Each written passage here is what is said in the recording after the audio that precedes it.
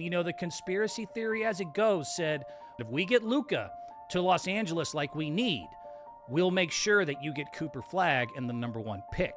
And fun fact, television ratings did go up 16%. Television ratings went up 16% after that Luka to LA trade in a year when Adam Silver really needed it. And then next thing you know, the Mavericks get the pick that they need, the defensive player that they might need to move things forward. I mean, yeah, you trade Luka to Los Angeles for nothing. We get the television ratings, therefore you will get Cooper later at the number one pick. I mean, Nico didn't say much, if you remember.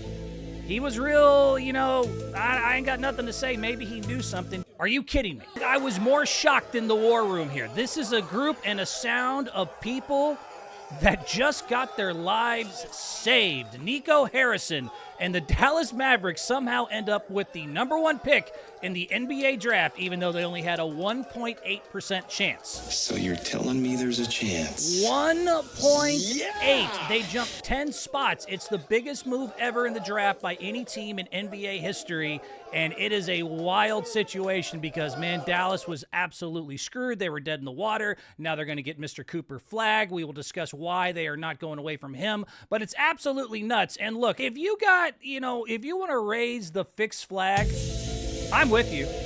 I get it. It was the first thing that popped in my head. I was like, wow, I got visions of 1985 and the frozen envelope in New York. I'm thinking about 2003 when Cleveland gets the chosen one, LeBron, to be able to stay home and be local, just like in 2008 when the Chicago Bulls came up roses and they got their local homegrown kid in Derrick Rose, or in 2023, Victor Wembanyama. Hey, we're international. He doesn't really know America. He needs to go somewhere that happens to be good with, foreign players and bigs, and he just shows up in San Antonio, or 2011 after LeBron left, and then they also got the number one pick. I mean, it is wild to think that maybe the fix is not in here because the Mavs were dead. I mean, they were dead in the water. This was just a month or two ago. They're the laughingstock of the league. Fire Nico. There's protest. He traded Luka Doncic for one first-round pick and Anthony Davis when he could have got so much more. He screwed our team up. Next thing you know, they're losing in the play-in after they just made the NBA Finals last year. Kyrie Irving tears his ACL. Anthony Davis, the guy they traded for, gets hurt twice. It is just as bad as it can be. They only had 4 picks in the next 5 years. They had no second-round picks. This team and franchise was dead, and suddenly they're going to get the most consensus number one we've had in a very long time in Cooper Flagg. I also think it's interesting that the NBA did need a new American star, and they could not send him to an NBA hell or jail. When you look at the top 3 teams that actually had the best odds, Utah, Washington, and Charlotte, those are NBA purgatory. You do not want to send your next big thing, and again, your American star that you need to push when guys like Steph Curry, Kevin Durant, and LeBron James are all getting older. They're about to go out the door.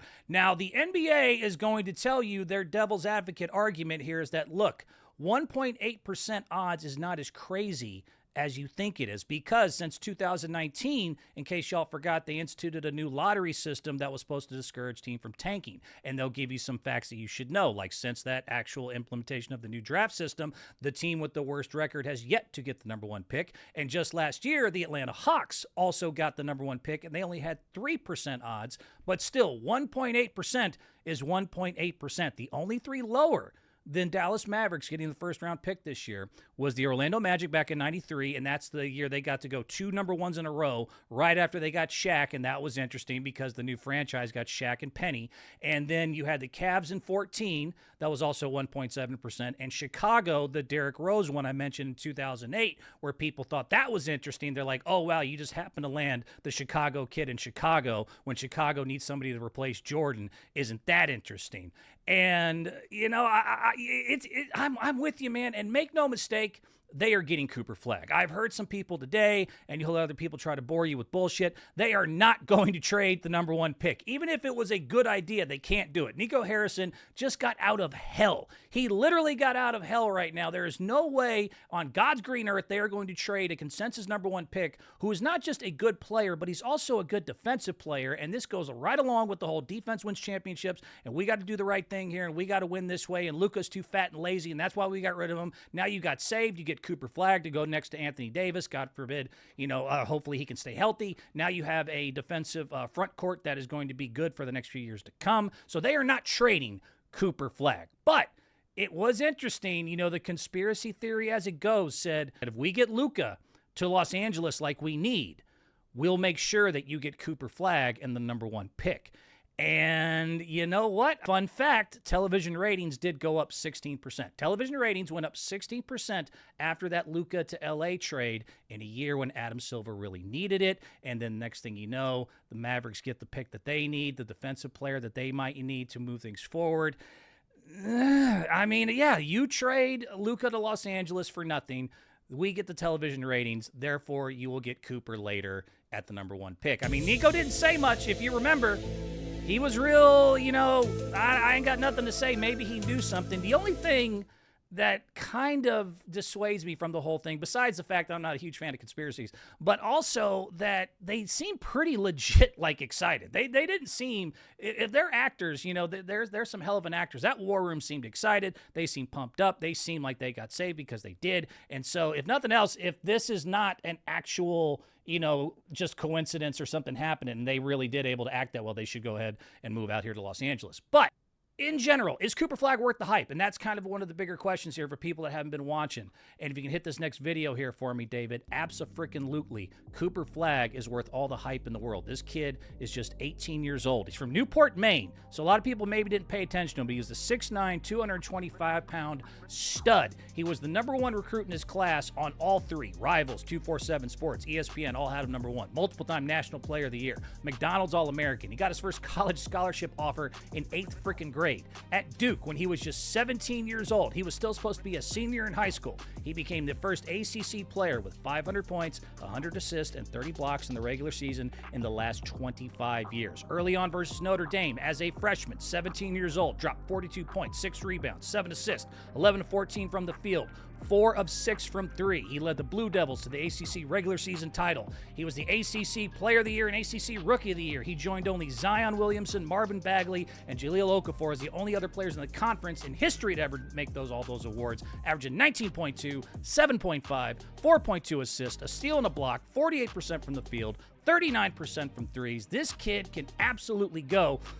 And all the NBA scouting reports are saying the exact same thing. If you read the reports, they say things like he's a do-it-all forward who hustles like a madman. He makes his teammates better as a passer and as a dialed-in knockdown jumper. He's both the best offensive and defensive prospect in this draft class, making him the safest number 1 pick in ages. Matter of fact, prospects over the last 10 years, they have Cooper ranked above are names that you've heard of. Karl Anthony Towns, Ben Simmons, DeAndre Ayton, Anthony Edwards, Cade Cunningham, Paolo Banchero, Richiche, Fultz. These are all guys who were high picks that they say Cooper is a better prospect than. NBA comparisons put him next to names like Jason Tatum, Kevin Garnett, Scottie Pippen, Kawhi Leonard.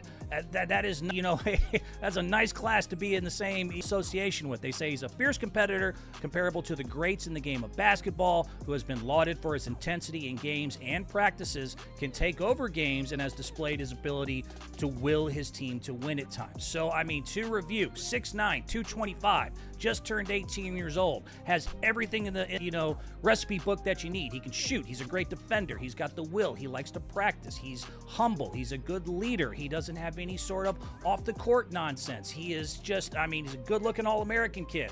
I'd be remiss to throw out that the NBA probably doesn't mind the fact that he's a white American in a time when they haven't had one since like a Larry Bird who looks this promising. So, all in all, Dallas Mavericks, who needed a boost, didn't just get one.